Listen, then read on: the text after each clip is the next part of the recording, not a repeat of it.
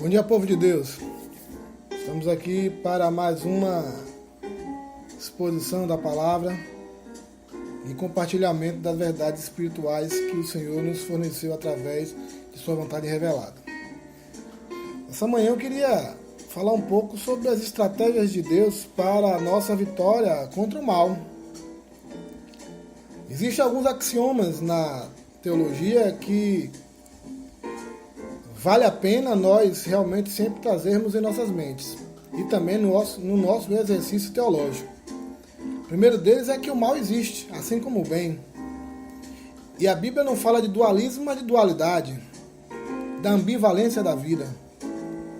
Também é importante entender que Deus continua sendo soberano, mas que a sua soberania não anula a responsabilidade humana. Nós vemos essa justaposição dessas duas realidades teológicas necessárias para nossa maturidade espiritual, presentes o tempo todo, equilibrada e de modo harmônico na Escritura. Quem desequilibra, quem descaminha essas duas realidades somos nós. E o ser humano, à medida em que vai enfrentando as realidades postas no vir a ser do mundo e, infelizmente, uma resposta errada aos reclames de uma existência caída. Paulo finaliza sua carta, a carta aos Efésios, rica em verdades espirituais, tratando do que convencionou se chamar entre os comentaristas da batalha espiritual. Eu prefiro dizer que são estratégias de Deus para a nossa vitória contra o mal. Essas verdades se encontram no capítulo 6, do versículo 10 ao versículo 20 da carta de Paulo aos Efésios. É importante, então, que nós entendamos que Deus tem estratégias maravilhosas para as nossas vidas e com o objetivo de permitir que avancemos na vida espiritual. Diz assim Paulo, concluindo, notem que isso aqui é o epílogo, é a aplicação de tudo aquilo que Paulo disse até então. Concluindo, fortalecei-vos no Senhor e na força do seu poder.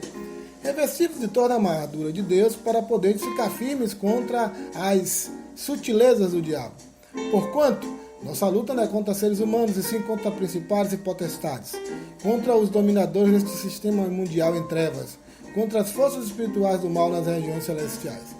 Por esse motivo, veste toda a armadura de Deus, a fim de que possais resistir firmemente no dia mau, e havendo batalhado até o final, permanecereis inabaláveis sem retroceder. Estais, portanto, firmes, trazendo em volta da cintura a verdade, e vestido a couraça da justiça, calçando os vossos pés com a proteção do evangelho da paz, e embraçando sempre o escudo da fé, com o qual podereis apagar todas as setas inflamadas do maligno.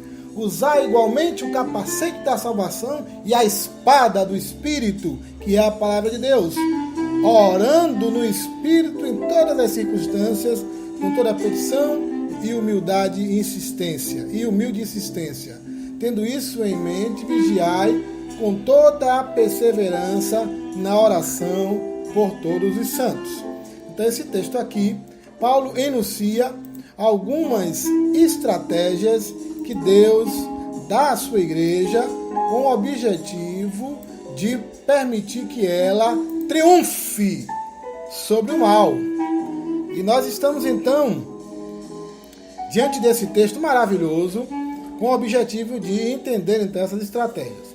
E o primeiro ensino, a primeira estratégia que Paulo nos ensina aqui, vindas direto do Senhor para a nossa vida, é que nós precisamos nos proteger.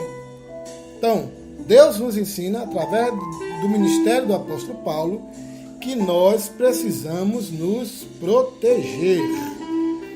Essa verdade preciosa está presente no versículo 10 e no versículo 11. Notem primeiro que Paulo diz que nós precisamos nos fortalecer no Senhor e na força do seu poder. Ora bolas, nós nos fortalecemos para alguma coisa. Essa orientação do apóstolo nos deixa claro que nós iremos lidar com situações que vão exigir de nós a força que vem de Deus, a experimentação do seu poder para nos tornar firmes e fortes. O versículo 11 ele diz: revesti-vos de toda a armadura de Deus. Para quê? Para que eu tenho que me revestir, usando aqui uma linguagem, um aforismo militar? Porque eu tenho que me vestir de toda a armadura de Deus para poder ficar firme contra as sutilezas do diabo ou ciladas do diabo, como está no texto original. Então, evidentemente que eu preciso me proteger de toda a astúcia das trevas contra a paralisia, contra o progresso, melhor dizendo, da minha vida e intentando impor uma paralisia espiritual. E quantos estão hoje paralisados espiritualmente dentro das igrejas? Por falta de se protegerem adequadamente. Nós precisamos nos fortalecer contra o poder que o diabo investe através dos seus asseclas contra nós, seus enviados que se arrojam contra as nossas vidas e nossas almas com força titânica. Precisamos, então, nos revestir do poder de Deus, que não tem frente, que não pode ser igualado. Por isso que o cristianismo ele não subscreve, ele não aprova nenhum tipo de dualismo, sobretudo aquele dualismo maniqueísta, entre o bem e o mal equiparados em força. Não, a vida cristã é dual, e dual no sentido de uma composição, e uma composição que está em Deus. Existem sim essas forças que militam, mas não estão em grau de igualdade e comparação com Deus, que soberanamente se mantém acima de todas essas coisas. Precisamos sim nos proteger, precisamos sim nos guardar, precisamos guardar nossas emoções contra as armadilhas que Satanás coloca, as sutilezas. Precisamos sim nos proteger de certas palavras carregadas de uma perversão, de uma maldade, de uma capacidade de desagregamento e de caos, que muitas vezes é usado por pessoas que estão tão próximas da gente. Precisamos nos proteger das ciladas do inimigo, precisamos nos proteger de certas vitórias, derrotas disfarçadas de vitórias. Precisamos nos proteger da insuflação que o inimigo faz do nosso ego, para que vivamos não no espírito, mas na carne, sobretudo no egoísmo, sobretudo no orgulho. Precisamos nos proteger do orgulho que é insuflado por Satanás. Precisamos nos proteger dos falsos amigos e dos falsos irmãos. Para isso tudo precisamos realmente nos revestir da armadura de Deus, nos revestir contra as calúnias, maledicências, que todos nós estamos expostos simplesmente por estarmos servindo ao Senhor. Precisamos sim nos proteger, precisamos sim revestir-nos de toda a armadura de Deus, porque senão não conseguiremos vencer. A vida cristã não é um parque de diversões, nem colônia de férias. A teologia da prosperidade tenta instilar isso em nossa compreensão, e o senso comum tem sido realmente reformatado a partir dessa perspectiva.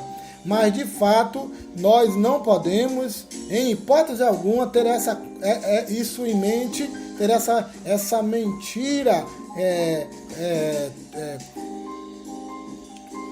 direcionando e guiando nossa compreensão. Em hipótese nenhuma. Nós estamos em guerra. E uma guerra sutil, uma guerra silenciosa, mas não por isso prejudicial, terrível, desagregadora. É uma guerra perigosa.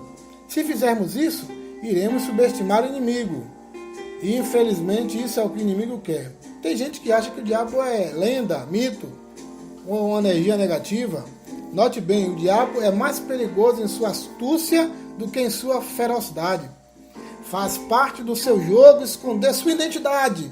A negação do diabo é a expressão mais escandalosa de satanismo, e nós ouvimos constantemente em muitos arraiais. Então a primeira estratégia de Deus é que nós nos preparemos contra um inimigo determinado, bem definido, o diabo, nosso adversário e seu império do mal. Precisamos disso, essa é uma das estratégias de Deus. Uma segunda estratégia que o Senhor nos ensina aqui é efetivamente nós reconhecermos que a atividade dos seres malignos é muito mais real do que estamos dispostos a reconhecer. Se você observar bem a parte final do versículo 11 e o versículo 12, o versículo 12 vai dizer: porquanto nossa luta não é contra os seres humanos, e sim contra principados e potestades, contra os dominadores desse sistema mundial em trevas, contra as forças espirituais do mal nas regiões celestiais. O que Paulo está dizendo aqui é que nós precisamos discernir o que está por trás da cortina das ações humanas. Porque muitas vezes nós temos uma atitude profilática. Nós olhamos apenas para os agentes, esquecemos do financiador, esquecemos daquele que é a fonte, daquele que é a geratriz e que é Satanás. Por isso Paulo vai dizer, a nossa luta não é uma luta contra o ser humano em si, mas não é luta contra pessoas. Nossa luta não é física, mas é espiritual, glórias a Deus. Infelizmente, o povo de Deus sofre terrivelmente por não entender contra quem de fato estamos lutando. Bom, note que seria uma tragédia o soldado sair à batalha de armas em punho, muita disposição, coragem para a luta, mas sem saber contra quem deve lutar. Eu vou mais longe. É algo extremamente perigoso, periculoso. Alguém colocar armas em mãos sem ter um alvo certo. É exatamente isso que acontece com muitos cristãos, que estão entrando na batalha e ferindo os próprios irmãos. Estão atingindo com suas armas os próprios aliados, em vez de atingir o acampamento inimigo. Bem, nós temos que lutar contra Satanás. Ele é o arqui-inimigo de Deus. Precisamos entender que não conseguiremos lutar e vencer se não conhecermos quem de fato estamos combatendo. Quais são essas características do inimigo? Bom, primeiro nós precisamos enfatizar que o diabo não é onipresente, onisciente e onipotente.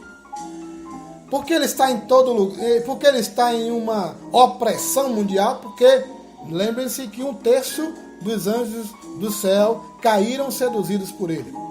Então ele tem agentes espalhados por toda parte, seres caídos que estão simplesmente a serviço das trevas contra o povo de Deus.